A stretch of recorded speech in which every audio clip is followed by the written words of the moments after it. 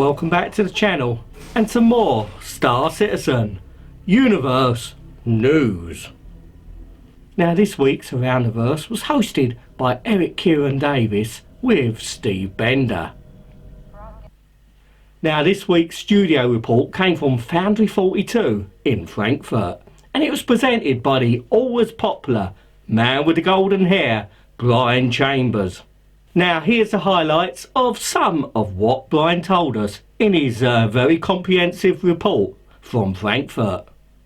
Now during his introduction, Brian Chambers told us about the history of Foundry 42 in Frankfurt, how only 2 years ago they were founded with only 6 members of staff, and now they're up to 70.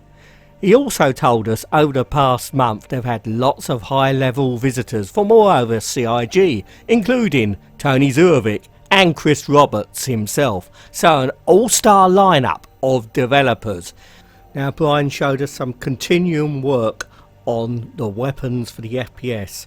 He showed us some Klaus and Werner, Arkwright, Gallant and Arrowhead, and basically they've been working on a venting mechanism, so basically a lot more fidelity going into the weapons. Also the Castic Arms Ravager 212 and the Devastator are having additional detail added to them.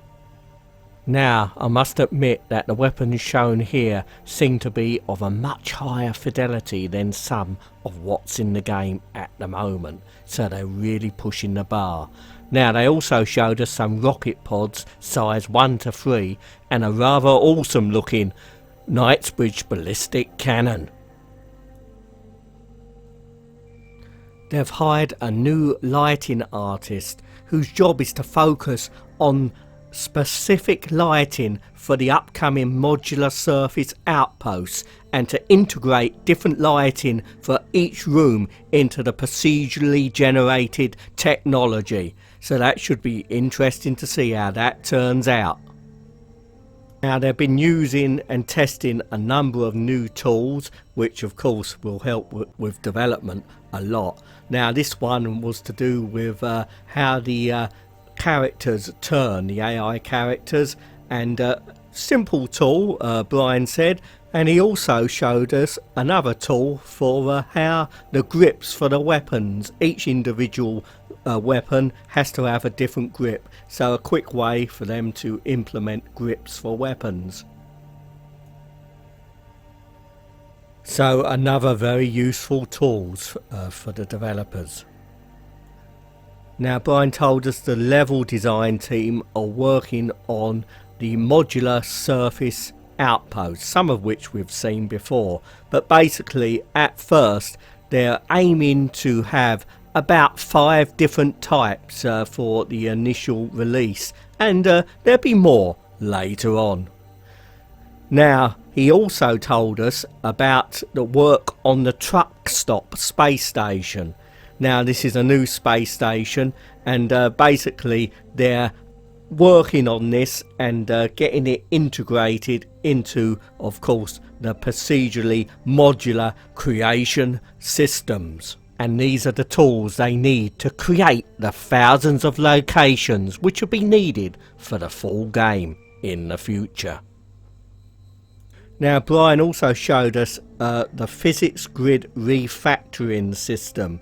Now basically this replaces the old stock CryEngine legacy system, and basically it will make the game run a lot better. And of course going forward we will see improvements as this tool is implemented. Evidently in their testing it's resulted in significant improvements in how the game runs.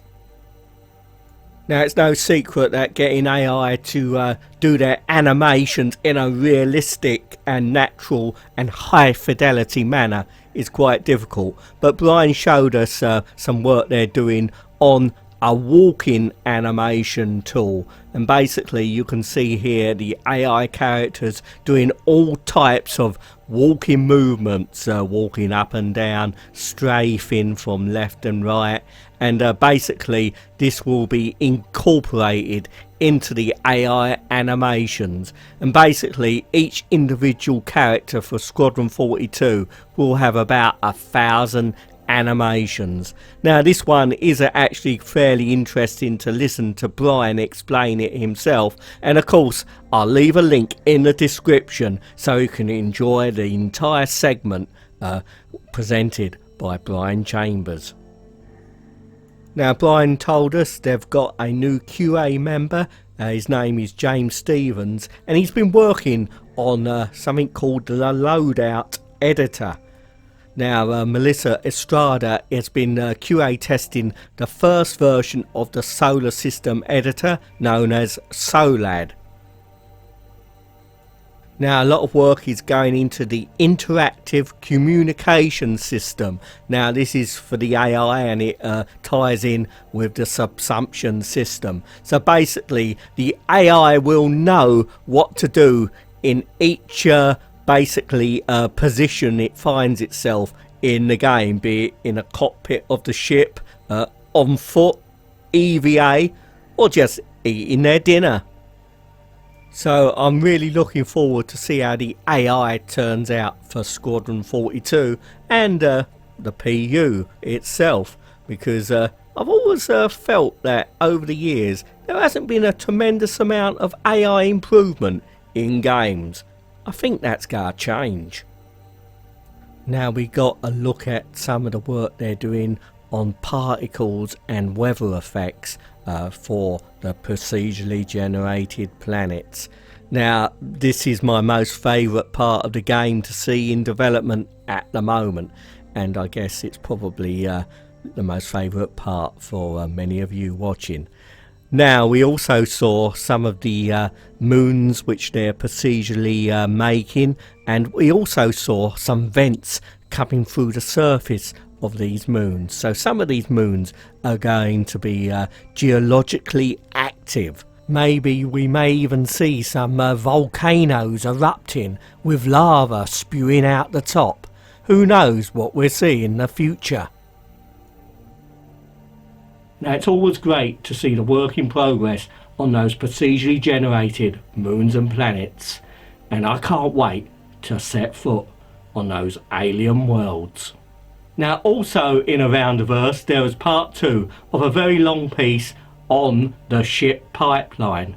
Now this was really interesting, and it goes into a terrific amount of detail on how CIG manufacture their ships, and it does show how efficient the new ship pipeline is.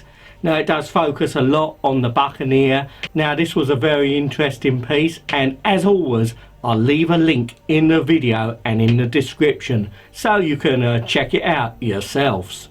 Now towards the end of the piece, Matt Sherman did give something away about the newly reworked Drake Cutlass, and it seemed to indicate that something is happening on the 6th of April. So we'll have to keep our eyes peeled for that. Now 2.6.2 is live on the PU, and the Drake Buccaneer is now available to fly.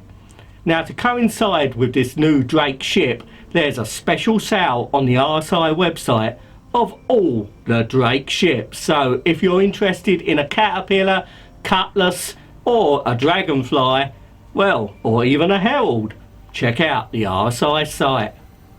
If you're an RSI subscriber, this month's free ship to fly is the Aegis Gladius Valiant. Now as you can see, I'm having a go flying it myself, and I was very impressed with how this ship flies. They have improved some of the benefits for subscribers, and to entice people into subscribing, if you do so before the 17th of April, you will get a special piece of subscriber flair, and that this month is going to be a Big Benny's vending machine, and of course all existing subscribers will get one as well. Now I was actually just capturing some footage outside Port Olisar when this happened. Now I always like to see ships explode and their damaged states, so I think we'll have that in some ultra slow motion.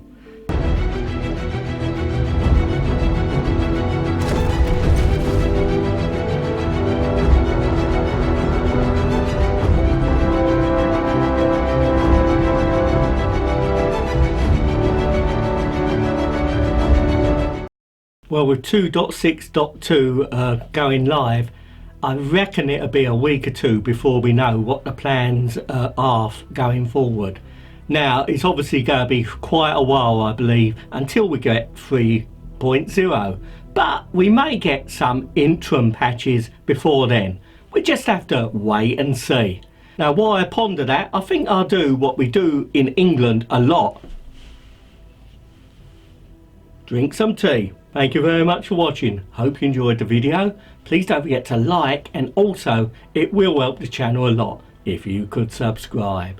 So until next time, wherever you're watching out in that big universe, you take care, and I'll see you all sometime soon. Cheers.